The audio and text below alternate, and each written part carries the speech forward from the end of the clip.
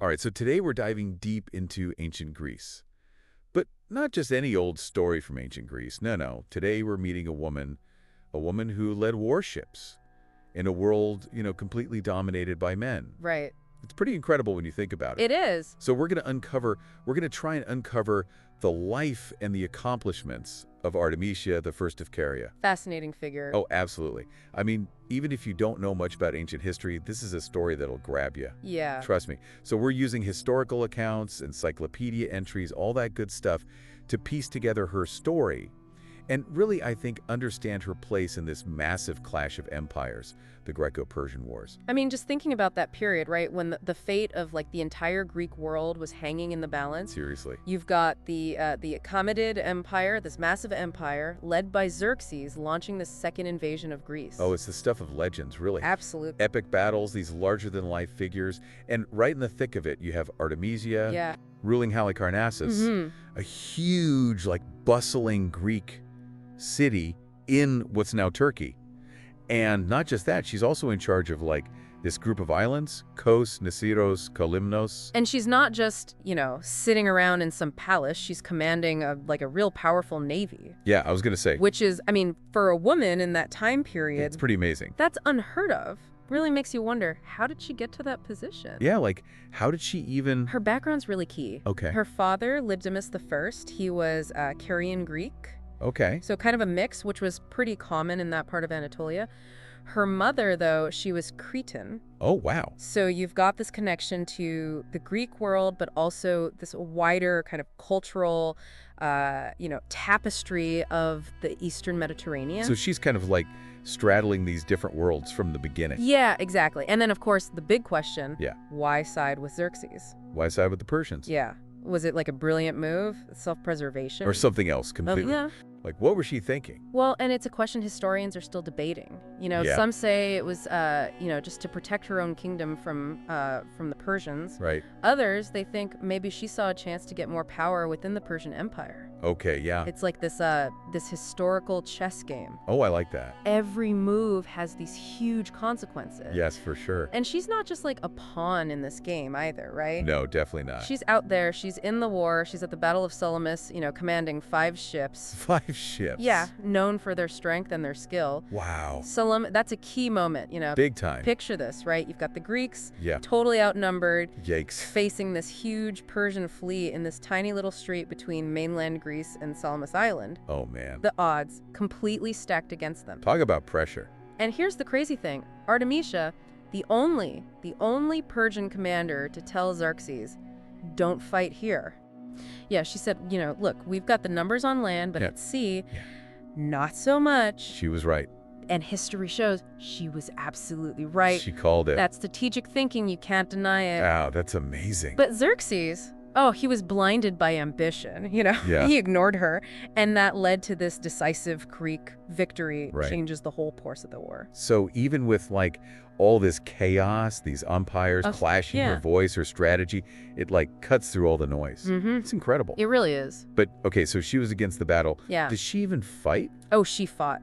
And fiercely Herodotus, he was from Halicarnassus. He praised her, said she was so skilled, so courageous. Okay. Talked about how she fought with this unwavering determination. Wow. Even sank a ship in the middle of all the chaos. One of the enemies? No, it was a Calindian ship, an ally. Oh, man. But you gotta imagine, right? It's this total melee. Yeah. Ships ramming each other. You can't tell who's who. It's a mess. And she's trying to escape this Athenian Amenius, and, well... She sinks the Calindian ship. Yeah, brutal. Ancient naval warfare, not for the faint of heart. You can say that again. And get this, Xerxes, he's watching the battle from this hilltop. Oh, no. And he sees her sink this ship, and he thinks she's taken out a Greek ship, and he says, my men have become women, and my women men. Wow. That says a lot about how he saw her as a warrior. Doesn't it? Yeah, even if he got the situation totally wrong. Yeah, totally. But it also shows, even though he didn't listen to her at first, right, he still kind of respected her judgment. Like a grudging respect. Maybe. I wonder what happens next. I'm hooked. So after Salamis, after that disaster, Xerxes, he's humbled. Yeah. He goes back to Artemisia. Again. Yeah. He needs her advice. Ask her, should I stay in Greece? Should I go back to Asia Minor? Wow. Twice he goes to her for guidance. I mean, what did she say? She's thinking strategically, always. She says, retreat, leave a general here to handle things. Smart. Right. And did he finally listen? He did. He gave her his illegitimate sons, sent them to Ephesus for safekeeping, and then he followed her advice, went back to Asia Minor, left Mardonius to fight the rest of the war. What a turning point. Her influence, it went way beyond just the battlefield, didn't it? Absolutely. It's amazing. So what happened to her after all this? Well, we'll have to wait for part 2 to find out. I can't wait. You know, it's pretty remarkable when you think about it. What's that? Artemisia, I mean, in a world where women just, weren't given many options. Yeah. She becomes a queen, a Right. military commander, Right. a mother, Yeah. a trusted advisor to the king. She really did it all. Okay, so after Salamis Xerxes retreats, what happens to Artemisia? Well, the historical records, they get kind of fuzzy. Oh, no. Yeah, not a lot of detail about her later years. Oh, too bad. I was picturing her, leading all these other daring naval expeditions. Yeah. Well, we do have some clues. Remember Herodotus mentioned she had a son, Pisandelus? Yeah, he was still pretty young when she went to war, right? Yeah, and remember Xerxes even looked after him. Right after the battle. Well, we know that Pisandelus, he ends up, succeeding Artemisia Oh, okay. as ruler of Halicarnassus. So she went back home at some point. Seems like it. Oh, good. So she didn't just vanish off the map. No, but about her later life. Well, this is where we get into more legend. Ooh, I love a good legend. What kind of legend? It's about her death, Oh. a story of unrequited love, Oh. and a pretty dramatic ending. Okay, I'm listening. So the story goes, she falls head over heels for this guy, Dardanus from Abydos. Wait, Abydos, wasn't that the city on the Hellespont? Yeah, Like where Xerxes built that crazy bridge to invade Greece? that's the one. Wow, small world. And, well, according to the legend, Dardanus, he didn't exactly feel the same way. Oh, poor Artemisia. Yeah, it's a heart. So what did she do? Well, the legend says, she was so overcome with passion and despair that she, blinded him. She what? Yeah, while he was sleeping. Whoa, that's a little intense. Are we sure this is like a literal story? Right. Could it be like a metaphor or something? It's tough. Like though. about the destructive power of, unrequited love. Yeah, or maybe even like a symbolic challenge to male authority. Interesting. I mean, legends, they mix fact and fiction, right? Right. Sometimes they're like cautionary tales Right. or ways to explore these like really complex emotions. Okay, so blinding. What happens next? So Artemisia, she's full of guilt, right? Yeah. She wants to make things right, so she goes to an oracle. Of course, classic move. Right, and the oracle tells her to jump off the Leucadian rock. The white now? Leucadian rock, also called Sappho's Leap. Okay. It's this like giant white cliff on Lefkada Island. Sappho's Leap. Wait a minute, wasn't Sappho that ancient Greek poet?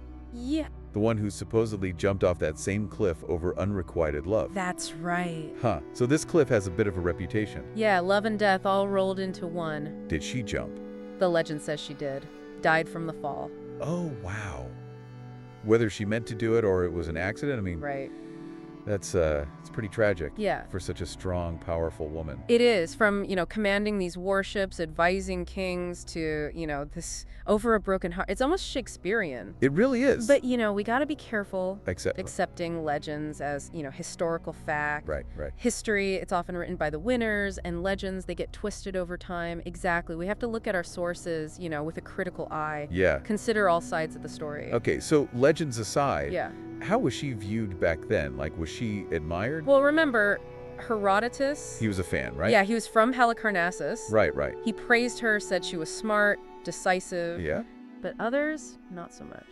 Yeah, I mean, I can imagine siding with the enemy Yeah. during an invasion. Not going to win you any popularity contests. For sure. So who didn't like her? Well, there was Thessalus, for example. Okay. He called her a cowardly pirate, Ouch. probably echoing what a lot of Greeks thought. Yeah. Saw her as a traitor. Right. I guess it shows how complicated these historical figures can be. It does. I mean, was she a visionary leader? Mm-hmm. A pragmatist? Maybe. A traitor? Possibly. Like all of the above? Probably a bit of everything. It's what makes studying history so interesting, isn't it? It really is. Makes you think about how people's backgrounds, Right. political pressures, their ambitions, Yeah. how all that affects the choices they make, especially in times of conflict. Absolutely. It's all connected. Okay, so speaking of impact, did her story just disappear after she died? Well, we'll find out after a quick break. All right, sounds good. It's amazing to me that a woman from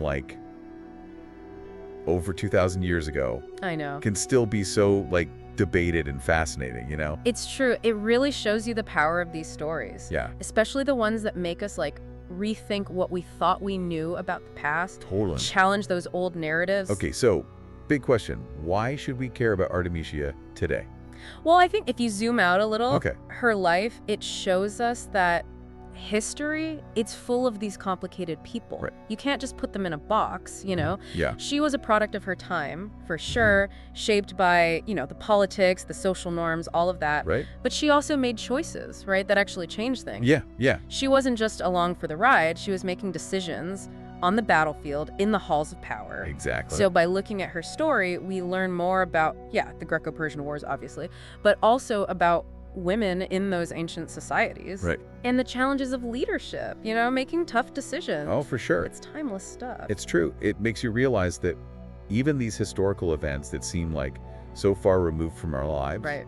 they're full of like human drama, Totally. big choices with big consequences that like echo through time. And it makes you think about what we don't know, too, Yeah, what do you mean? How much of what we know is just like the historian's point of view? Right. How much is just lost forever? Like with Herodotus. Exactly. He might have been a little biased towards him. Yeah, maybe. If he was from Halicarnassus. Right. It's a reminder that we got to be careful About. not taking everything at face value, Mm-hmm. looking at things from different angles, Okay. knowing that our understanding of the past is always going to be like incomplete. It's like a puzzle with missing pieces. Yeah, and sometimes those missing pieces are the most interesting part. It really does make you want to like keep searching for more clues. Absolutely. Well, I gotta say, even with what we do know, Artemisia, she's a captivating figure. Oh, yeah. Warrior, queen, strategist, mother, admired by some, hated by others. Right. It's incredible how much her story still resonates. It is. And maybe the biggest question is, what if she'd been born in a different time? A different place? Yeah. Could she have achieved even more? If she hadn't been, like, held back by the rules of her society. Exactly. It makes you wonder how many other brilliant minds Right. we've lost to history because of, the circumstances they were born into. That's a good point. Really makes you think. It does. Well, I think we've reached the end of our deep dive into the world of Artemisia. It's been a journey. It really has. Thanks for joining us. Thanks, everyone. And remember, keep exploring, keep questioning, and keep those history books open. You never know what you might find. See you next time.